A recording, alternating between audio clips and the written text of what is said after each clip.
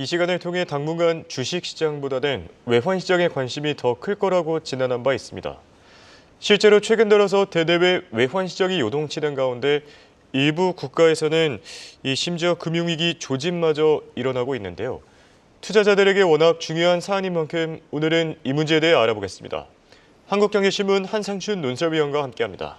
안녕하십니까? 네, 안녕하십니까? 네, 말 그대로 이 하늘 높은 줄 모르고 올라가던 엔비디아 이틀 연속 급락했는데요.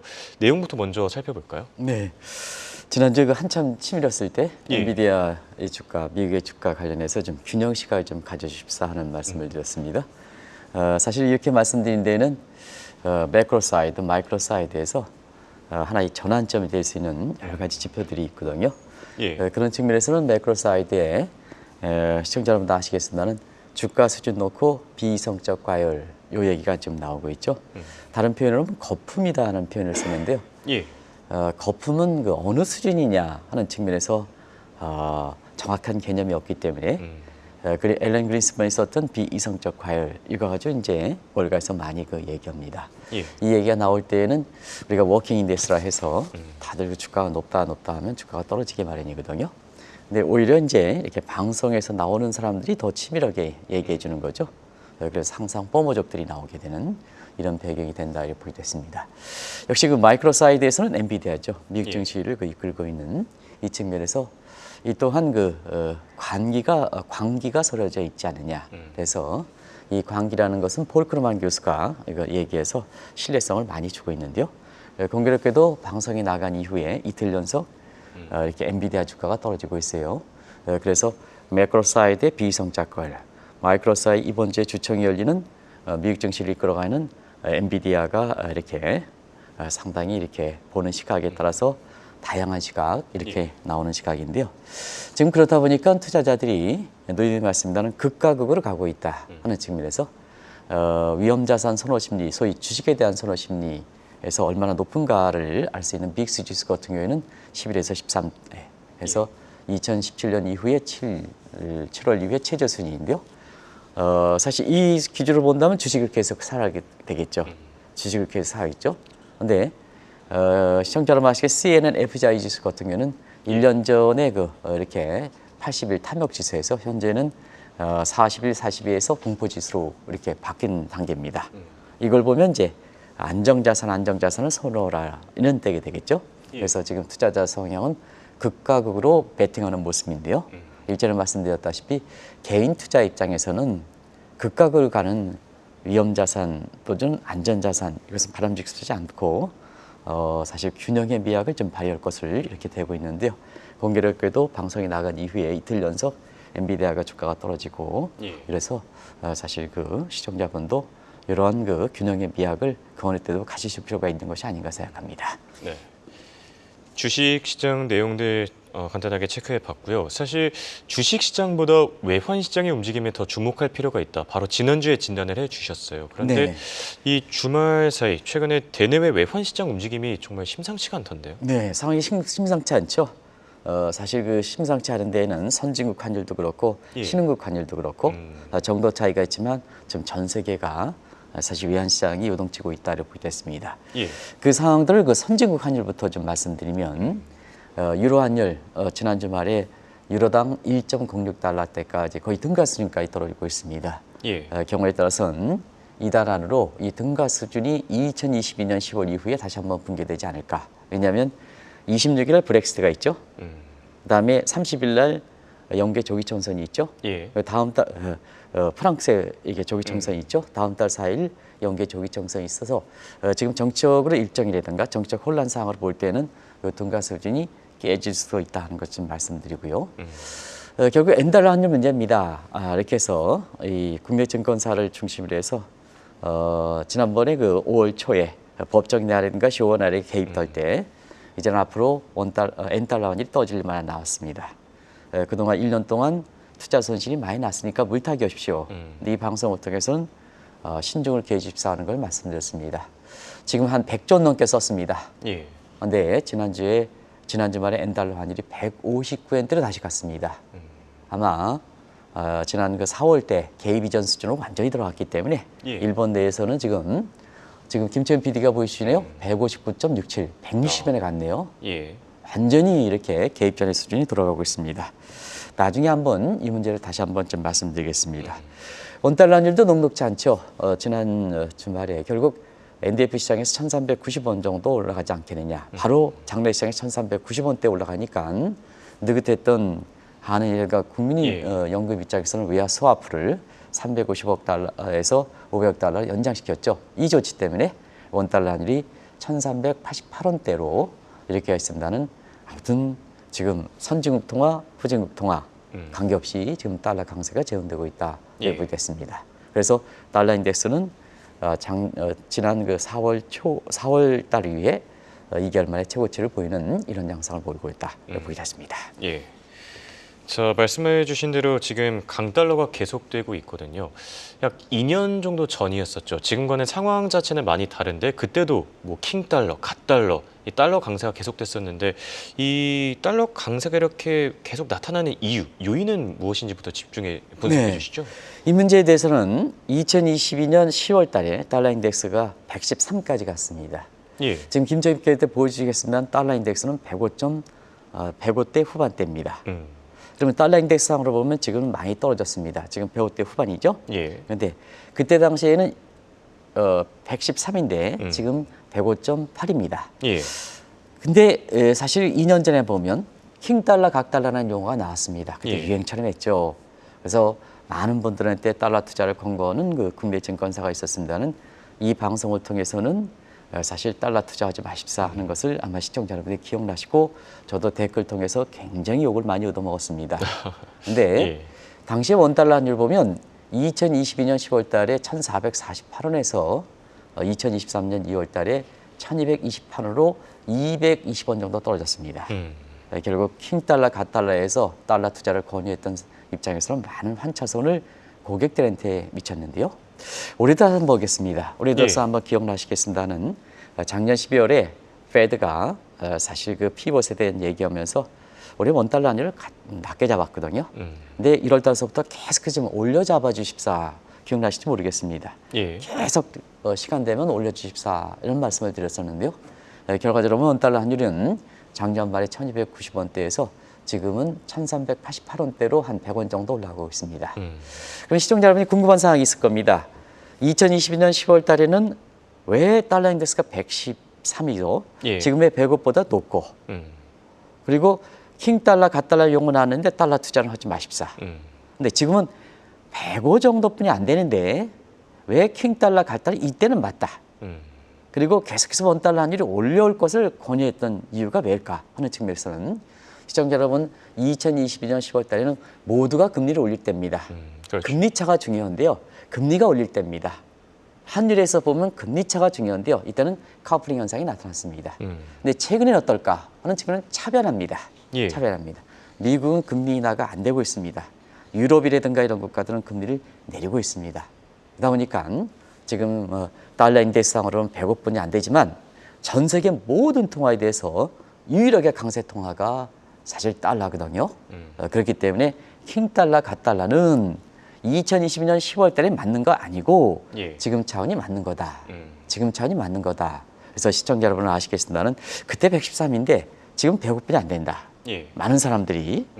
그런데 금리 차라든가 이런 펀더멘탈 차이는 통화라는 것은 항상 마스 요인과 머큐리 요인을 같이 감안해야 돼요. 그렇죠. 상대 비교지 않습니까? 그런 차에서 아마 이해되시면 지금의 왜 이렇게 달러가 강세가 되는지는 쉽게 이해하실 수 있지 않냐 생각하고요. 또 한 가지는 그때 당시에 비해서 자 2022년 10월 달에는 미국 경제가 안 좋았습니다. 예. 그러면 이제 달러 스모일상 보면 경제 펀더멘탈이 받쳐지지 않은 상태에서 달러가 강세를 보인 거거든요. 근데 이때는 펀더멘탈 안 좋은데 어떻게 달러 투자합니까? 예. 지금 미국 경제 좋거든요. 좋거든요. 펀더멘탈 받친 상태에서 금리 차까지 벌어지니까 결과적으로 이때는 올해서부터 계속해서 달러에 대해서는 환율을 좀 올려달라 이렇게 말했던 거고 제가 외화 관련해서는 달러 투자하라 이렇게 말씀을 드리지 않습니다. 워낙 어렵기 때문에 그래서 달러 투자하신 분들이 뒤늦게 떨어졌으니 지금 돈을 벌고 있는 상황이라는 걸 말씀드리겠습니다. 예. 그리고 지금 국가별로 이제 기준금리 차이가 나타나다 보니까요. 과거 1990년대 당시에 강달러가 오래 지속됐던 이 대발산 현상이 재현되는 게 아니냐 이런 우려들도 나오고 있거든요. 네. 차별화, 디커플링인 예. 좀 더 정도가 심해진다면 그레이트 다이버전스, 국제금융시장에서는 두 가지가 하나 있습니다. 금리차가 벌어지냐, 크게 벌어지냐, 그레이트 다이버전스라고 그러고요. 예. 이게 국제금융시장이 동조화 현상이 있어 그레이트 컨버전스. 그래서 2020년 10월 달에는 금리를 똑같이 올렸기 때문에 금리차가 벌어지지 않았다. 그레이트 컨버전스에 해당되는 사항이고요. 지금은 그레이트 다이버전스의 상황이다 이렇게 보겠습니다.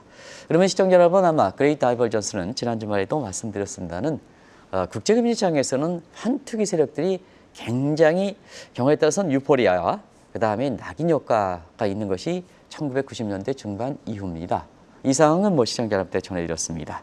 그래서 이때 국제금융시장에서 중앙은행격인 연준은 금리를 올렸고 대폭 올렸고, 그때는 유로가 출범하기 전입니다. 그래서 예. 유럽의 사실 그 중심격 맹주역가는 문다스방크거든요.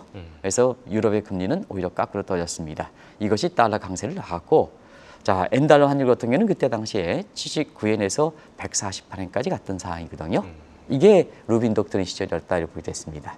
그러면 지금 디커플링 단계이지만 예. 앞으로 그레이트 다이버전스 얘기가 나올 수가 있는 이것은, 자, 한번 보겠습니다. 금리를 내린다 6차까지 내린다 하는 미국의 페드가 지금은 6월 달에 중립금리를 4.6에서 5.1%로 오히려 올렸지 않습니까? 근데 ECB 같은 경우에는 금리를 뒤늦게 올린 상태에서 금리를 뒤늦게 빨리 떨어뜨렸죠. 6월에서 0.25%포인트 내렸습니다. 여러 가지로 보면 그레이트 다이버전스 이런 것이 실제 발생 여부가 고기를 들다 보니까 한 투기하는 사람은 롱 포지션, 어떨 쪽으로? 달러 쪽으로 빨리 롱 포지션을 수밖에 없는 거죠. 이것이 국제 외환 시장에 요동치는 배경이다 하는 걸 말씀드리겠습니다. 예.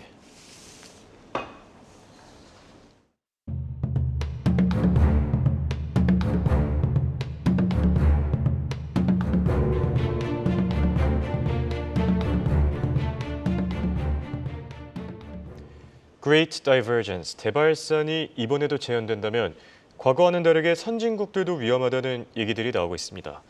자, 특히 이 환투기 세력들의 움직임을 감안했을 때 유럽 그리고 일본 쪽 상황이 심각하지 않습니까? 이미 나타나고 있죠. 예.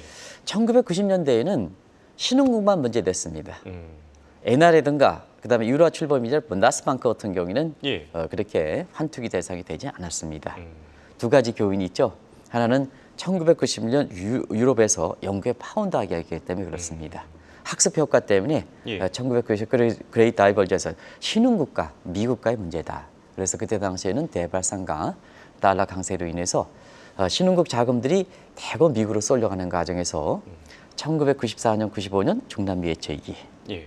그 다음에 한국을 비롯해서 아시아 위기가 1996년에서 97년, 그리고 98년 러시아 몰아붙은 사건. 그래서 신흥국들이 줄여서 금리가 당했죠. 그렇죠. 그럼 이제 지금은 어떠냐 하면 신흥국 문제는 나중에 말씀드리겠습니다만 지금은 선진국도 문제입니다. 지금 유럽 한번 보십시오. 유럽은 이민이라든가 난민 같은 민간 이슈 때문에 국수주의 움직임이 유럽 통합이 깨질 정도로 사실 움직임이 강하죠. 예. 여기에 맹주 역할을 하는 독일이라든가 슐츠 같은 경우는 제 역할을 하지 못하고 있지 않습니까? 메르켈이 다시 한번 돌아옵시다 하는 독일 국민뿐만 아니라 유럽의 국민들조차도 사실 메르켈에 대한 환상이 젖은 만큼 독일이라든가 독일의 슐츠 총리가 제 역할을 하지 못하고 있습니다. 그러다 보니까 자, 정치 일정 계속 있죠. 유럽 통합이 깨지는 게 아니냐, 등가스전 깨지는 게 아니냐, 이렇게 해서 외환 시장이 지금보다도 유럽 같은 경우에는 앞으로가 더 문제가 될 것이다 하는 것을 말씀을 드리고요. 예. 일본 한번 보겠습니다. 결국 지난주에 우리가 그런 말씀을 드렸습니다. 기시다 정부의 지지도가 그때 당시 21% 걸리고 있는데요. 20% 밑으로 깨지겠다. 기억나시는지 모르겠습니다. 예. 결국 19% 깨졌습니다. 자, 그러면 엔달러 환율이 지금의 수준에 대해서 왜 엔화 투자를 강조하느냐 하는 것을 제가 시청자 여러분은 같이 말씀드리겠습니다. 1990년대 최고치, 이때가 90년대 말에 148엔입니다. 지금 얼마만큼입니까?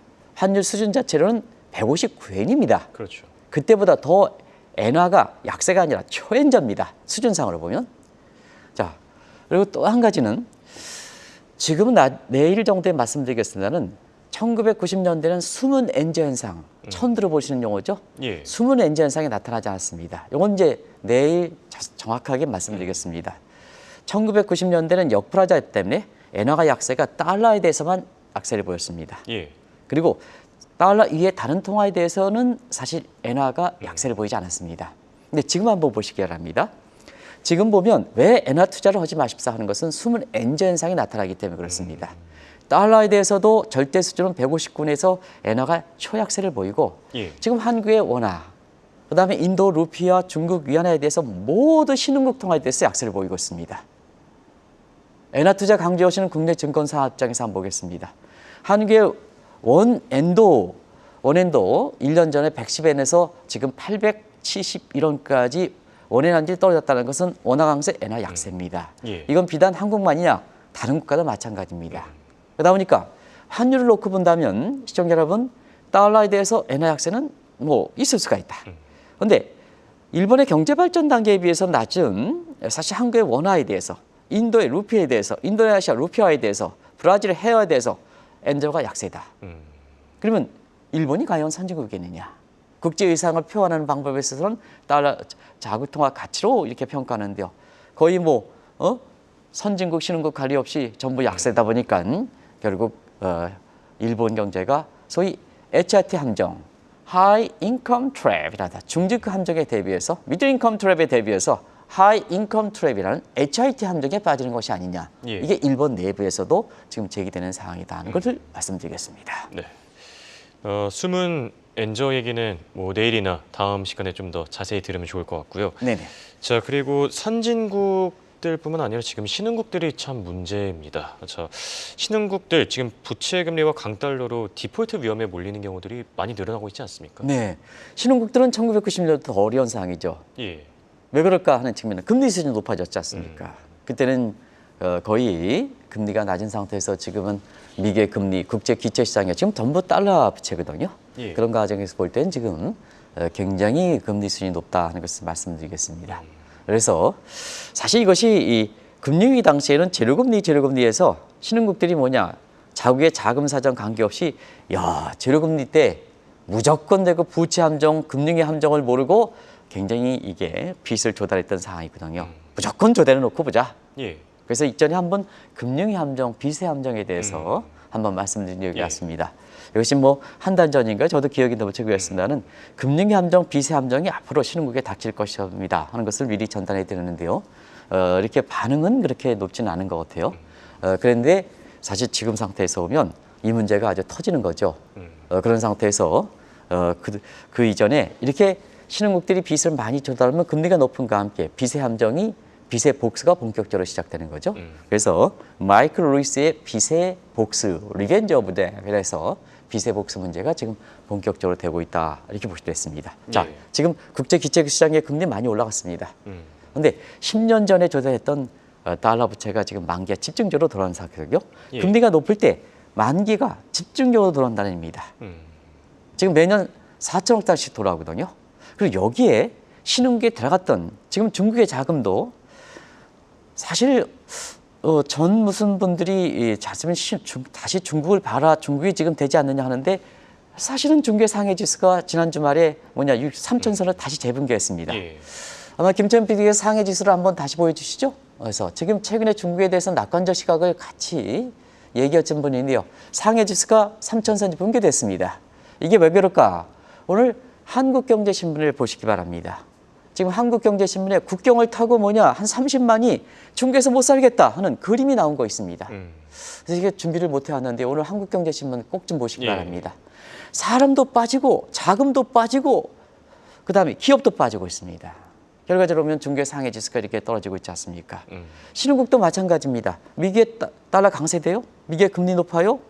신흥국 받치지 못해요? 그러다 보니까 달러 부채는 집중적으로 돌아가고 그다음에 지금 남아있는 자금조차도 중국 같은 이런 게 대표적입니다는 자금이 빠져나가고 그러다 보니까 신흥국의 자금 사정은 오히려 1990년대보다도 더 어려운 상황이다 하는 것을 말씀드리겠습니다. 예.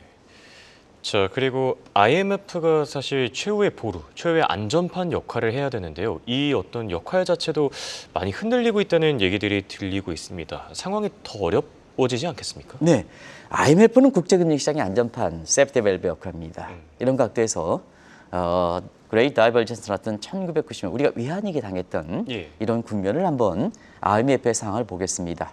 그때 중남미 해체위기, 아시아 통화위기, 러시아 모라토리엄 터졌는데 IMF가 훌륭한 역할을 했습니다. 시청자 여러분 아시겠지만 그때 당시에는 미국의 주도 역할이 강했고 일반 쿼터, 특별 쿼터, 쿼터 조정 잘 됐습니다. 예. 중국이 아직 부상하지 못했습니다. 그러다 보니까 미국의 주도에 의해서 결과적으로는 이런 금융위기를 잘 극복했다.